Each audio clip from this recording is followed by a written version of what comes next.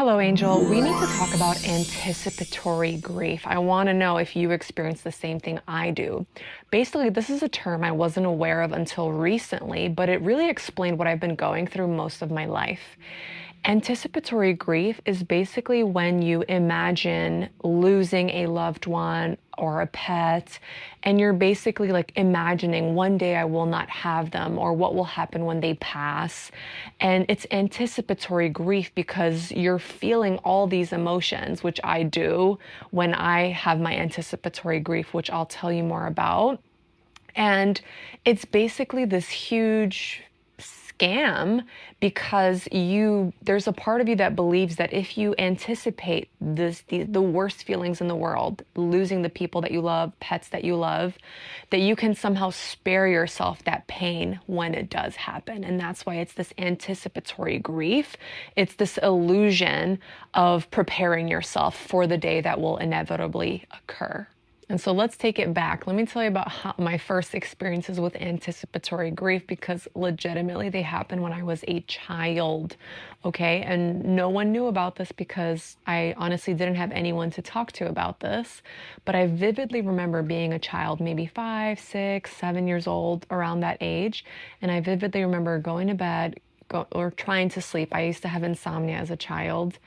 And I vividly remember imagining like how many more years do I have left with my mom, and then imagining like what will life be like when my mom's not here, and feeling that pang hit my heart and the feeling of like my whole world collapsing. And I remember literally crying like as a child, going to bed thinking like one day I will not have my mom, and how awful is that going to be? So yeah, so apparently I've been having this anticipatory grief situation since I was a child. The way that it manifests nowadays, and this, I used to think that I just think about death a lot. And that's how I used to try to explain it to my friends. Like, yeah, I do think about death and, my loved ones specifically dying. But it wasn't until this term anticipatory grief that I really understood that I don't really think about death a lot. No, I think about losing people I love and grief and grieving. And now that I know about this term, I do see how, for example, I'm like holding my cat. I'm obsessed with my cat. She's 13 years old now. When I hold her and I squeeze her and I think like one day she'll be gone, on one hand, I'm filled with so much gratitude. I just feel so much joy for having experienced her as a kitty, being her human mom. And I experienced so much gratitude that I even had this beautiful baby in my life who came to me in magical circumstances, as supposedly many cats do.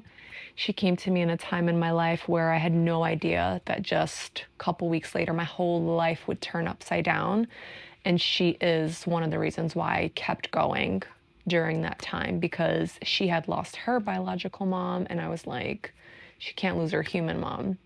So anyway, can you see how quickly I get dramatic and morose? But yeah, that I think is this feature of this anticipatory grief. So I will hold my cat and I'll be like, I cannot believe that one day I will not be able to hold her.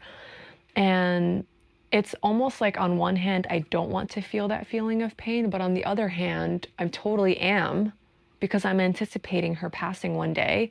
And I do see how messed up in my brain I actually think that if I prepare myself by being like, Anna, one day my kitty won't be here, that somehow this will magically spare me the awful, dreadful, worst feelings in the world of someone you love dying. And I know that this is an illusion, but it's really hard for me to stop this. I do the same thing for my dog. I do the same thing for my husband. And yeah, it's almost like when I have a moment alone, that's where naturally my thoughts drift towards. And like I said, it's this combination of gratitude and just feeling so blessed to have an amazing husband, to have an amazing dog, to have an amazing cat. But then it's coupled with this dread and grief and pain of like, how can I move on without them? And it's like this very stuck feeling. And it doesn't change. I don't move on. Me feeling this doesn't then prevent it from happening, a day or a week later. I will still fall into this pattern of feeling this anticipatory grief. So, since I learned about the term anticipatory grief, it has made me feel a little bit better. Like there's a name for this, and I'm guessing a lot more people do this. Let me know if this is you, if you resonate with this. And if you do resonate with anticipatory grief, let me know if you're also like a very sensitive person, highly intelligent, emotionally intelligent, and creative. Let me know, like, is there like a common theme in us people, aliens perhaps, who have this pattern that is just such a mix of, like I said, gratitude and joy, but also sadness. And speaking of that, if you've seen the movie, what was it called? That movie where there's joy, sadness, anger, and there's these characters, Inside Out. And so if you haven't seen it, they're all her emotions are in her brain and they're different characters. So like joy is a character, sadness is a character. And is it the first movie? I don't know if it's the first or the second one. It might have been the first one. I don't know. But great movies, you should see them. But in one of the movies, one of the big lessons that is shared is that joy and sadness are kind of best friends. And that really resonated with me. It's almost like the more we can feel joy, the more that we can feel sadness and grief. It makes me think about all the years where I was emotionally numb. It makes me think of all the years where I was a cold machine robot because I felt like I had to turn my emotions off to survive. And to be honest, I did not feel joy, as much joy during those times. And there is something to closing your emotions. You can't just pick which emotion you turn off. It's same as like fat loss. I can't pick to lose weight in my stomach, but keep it in the booty. I can't do that. So it's the same thing with like emotions. You know, when you gain weight, you gain it everywhere for the most part. I mean, some people, you know, people have different bodies, of course, but in general, you gain it everywhere, you lose it everywhere.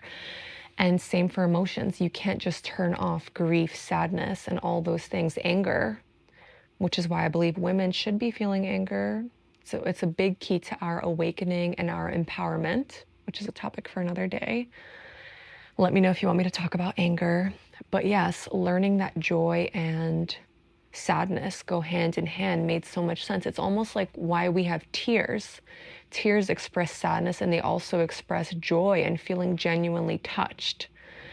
And so, yeah, so here I am. I've learned about this term and it makes me feel a little bit better. And what I've learned is that the advice, if you are a fellow anticipatory griefer, is that we should try our best to not let that anticipatory grief take us towards the pain, right? Because there is pain. Holding my cat and being like, one day I will not be able to hold her, I'm already getting upset, you know? And so what we're meant to do is not go into that pain, because what I learned about anticipatory grief is that, like I said, it's a scam. It does not help. And I've seen videos on Instagram about anticipatory grief, and then I've read the comments, and there was people that were like, listen, I used to do this. I used to have anticipatory grief for my dog, and nothing could have prepared me for that pain. And they were like, please don't waste another minute causing yourself pain while they're still here.